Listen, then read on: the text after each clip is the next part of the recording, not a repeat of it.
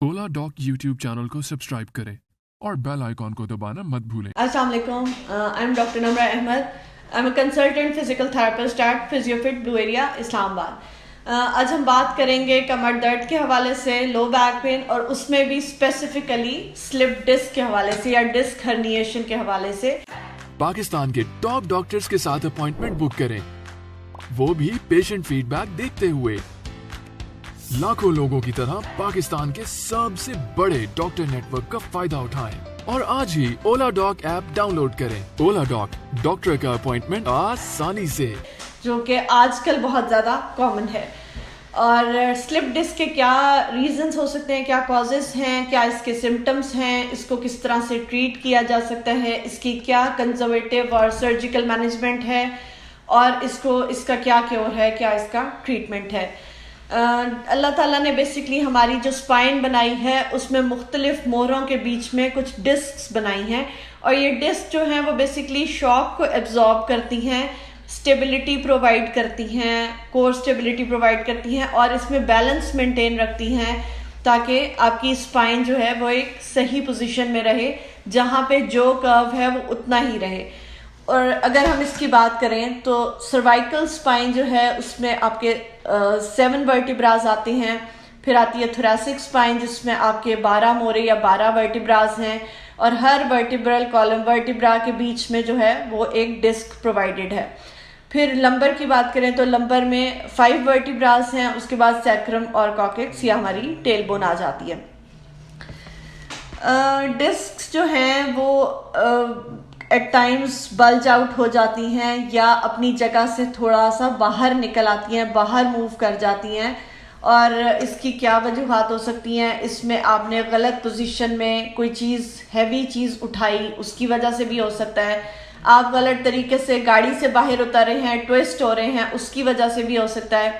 आप गलत बेंड होते हैं, आप कोई हैवी चीज़ उठाते हैं, आपकी कोई भी स्पाइन, आपकी बहुत ज़्यादा सिटिंग टाइम है, आपका बहुत ज़्यादा स्टैंडिंग टाइम है, आपका ऑक्यूपेशन इस तरह का है कि आपको बार बार झुकना पड़ता है और बार बार कोई हैवी चीज़ उठानी पड़ती है।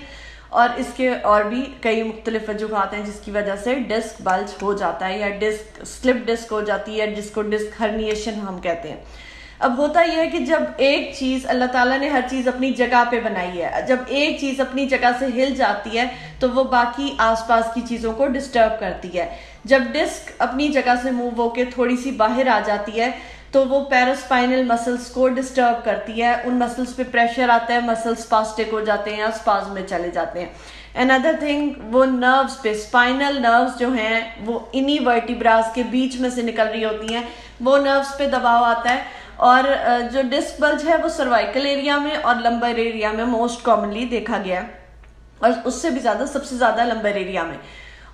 इसमें पेन आपका बाजुओं तक भी जा सकता है, रेडिएटिंग पेन होता है, लेग्स में भी जा सकता है। लंबर रीजन में है तो आपका पेन लेग्स में रेडिएट कर सकता है क्योंकि कोई नर्व इम्पेंस हो सकती है, कोई नर्व दब रही है, उसकी वजह से पेन आपका टांग में जा रहा है। और पेन अगर सर्वाइकल का इशू है और सर्वाइकल में डिस्क बल्ज हो गया है तो उसकी वजह से आपका पेन बाजुओं में भी आ सकता है, एट टाइम्स शोल्डर तक रहता है और एट टाइम्स सिर्फ सर्वाइकल रीजन में बहुत ज़्यादा पेन की शिकायत पेशेंट करते हैं। अब हमने देखना क्या है कि इसकी मैनेजमेंट किस तरह से हो सकती है। एक तो है सर्जिकल मैनेजमेंट। सर्जिकल मैनेजमेंट में ये चीज़ है कि वो आपको कमर पे ही एक इंसिजन देते हैं और वो डिस्क तक जाते हैं और डिस्क का जो एरिया बल्ज आउट हुआ होता है या स्लिप हुआ होता है, अपनी जगह से बाहर होता है, उस एरिया को वो काट देते हैं, जिसकी वजह से nerves, muscles, paraspinal muscles, ligaments, हर चीज़ अपनी जगह पे वापस आ जाती है और जो है पेशेंट का इशू सेटल हो जाता है। दूसरी इंटरवेंशन है कंजर्वेटिव मैनेजमेंट, के बगैर सर्जरी के आप इसका क्या इलाज कर सकते हैं। अद्वियात में तो सिर्फ आप एनसिड्स का इस्तेमाल कर सकते हैं, ज़्यादा से ज़्यादा ब्रूफिन खा सकते हैं, उसकी वजह से इन्फ्लेमेशन कम हो सकती है और नर्व पे दबाव और मसल स्पाज्म या थोड़ा सा आपका पेन वक्ती तौर पे रिलीफ हो सकता है। फिजियोथेरेपी में इसकी मुख्तलिफ इंटरवेंशंस हैं। इसका इलेक्ट्रोथेरेपी के जरिए भी इलाज हो सकता है। इसका टेंस मशीन अगर हम लगाते हैं तो that is transcutaneous electric nerve stimulation. एक तो ये नर्व्स को स्टिमुलेट करती है, पेन गेट्स को क्लोज करती है, और इसका सबसे अच्छा काम यह है कि ये बॉडी में नेचुरल इंडोर्फिन्स, जो कि नेचुरल पेन किलर्स जिनको हम कहते हैं, वो रिलीज करवाती है। उसकी वजह से पेशेंट का पेन वक्ती तौर पे कम हो जाता है। फिर हम हीट एंड कोल्ड थेरेपी से इसका इलाज कर सकते हैं। हीट थेरेपी उस एरिया में ब्लड सर्कुलेशन को ज़्यादा कर देती है, उसकी वजह से न्यूट्रिएंट्स और ऑक्सीजनेशन ज़्यादा हो जाती है उस एरिया में, और हेल्दी ब्लड मूव करता है ताकि ये आपका पेन थोड़ा सा रिड्यूस हो जाए। कोल्ड थेरेपी वहाँ पे उसी सर्कुलेशन को कम कर देती है। जब सर्कुलेशन कम हो जाती है तो वहाँ पे जो स्पाज्म या जो स्वेलिंग हुई थी डिस्क बल्ज की वजह से, वो भी कम हो जाती है और आपका पेन ख़त्म हो जाता है। फिर आ जाती है hydrotherapy. Hydrotherapy is very very effective, ठीक है। अगर हम पानी में ये एक्सरसाइजेस परफॉर्म आपको करवाएं तो दैट इज़ कॉल्ड हाइड्रोथेरेपी। फिर आ जाती है डीप टिश्यू मसाज। वो हम पेशेंट को अवॉइड करते हैं कि पेशेंट खुद से ना करे, क्योंकि उसको डायरेक्शन नहीं पता, किस तरह डिस्टल टू प्रॉक्सिमल जाना है, किस एरिया में मसाज करना है, किस टेक्निक को आपने यूज़ करके मसाज करना है, और डीप टिश्यू मसाज में आपने किस लेवल पे कितना प्रेशर देना है ताकि आपका मसाज प्रॉपरली हो सके। उससे भी आपकी डिस्क अपनी जगह पे वापस जा सकती है due to that pressure and due to that deep massage thing.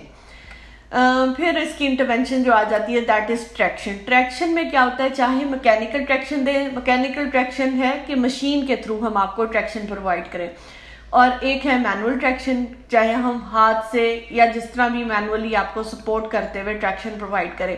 उसमें जो वर्टिब्रास हैं उसमें बेसिकली हम गैप जनरेट करते हैं। वर्टिब्रास को हम खोलते हैं, बोन्स को पुल अपार्ट करते हैं, एक दूसरे से थोड़ा सा दूर करते हैं ताकि डिस्क जो है वो वापस अपनी जगह पे स्लिप होके आ जाए। जिस तरह प्रेशर से शॉक ना एब्जॉर्ब करते वो बाहर आ गई अपनी जगह से, उसका न्यूक्लियस पुल्पोसिस जो हाइड्रेशन होती है डिस्क की, बेसिकली जो डिस्क के अंदर भी कह लें एक डिस्क होती है, उसका जब लेवल उस पर प्रेशर पड़ता है और वो उसकी वजह से स्लिप होकर डिस्क बाहर आ जाती है। तो जब हम बोन्स को आपस में एक दूसरे से दूर करते हैं तो डिस्क वापस अपनी जगह पे चली जाती है। और ये सबसे बेहतरीन इंटरवेंशन है स्लिप डिस्क की या डिस्क हर्निएशन की जो हम फिजिकल थेरेपी में परफॉर्म करते हैं। तो ये बहुत अच्छा तरीका इलाज है, कंजर्वेटिव मैनेजमेंट है। आप दवाइयों से बच जाते हैं, आप सर्जरी से बच जाते हैं, और आपके कमर का दर्द चला जाता है। जो मेन इशू होता है वो आपका रिजॉल्व हो सकता है। अब अगर आप डॉक्टर के पास जाते हैं तो डॉक्टर आपको इमेजिंग जो आपको सजेस्ट करेंगे वो सीटी स्कैन या एमआरआई सजेस्ट करेंगे। सीटी स्कैन और एमआरआई पे हम ये देख सकते हैं कि डिस्क आपकी किस हद तक बाहर है, आसपास के किन किन स्ट्रक्चर्स को इफेक्ट कर रही है, आया नर्व्स को इफेक्ट कर रही है, तो फिर वो रेडिएटिंग पेन बन जाता है। वो पेन आपका बाजू तक भी आ रहा होता है, वो पेन आपका टांग तक भी जा रहा होता है। तो हमको नर्व भी रिलीज करनी होती है। नर्व सबसे पहले रिलीज, नर्व पे प्रेशर हटेगा तो नर्व अपनी जगह पे प्रॉपरली काम करना शुरू करेगी। उससे जो आपकी बाजू या टांग सुन हो रही है और बाजू और टांग में दर्द जा रहा है वो खत्म हो जाएगा। So physical therapy is the best intervention for disc slip or disc herniation. Thank you.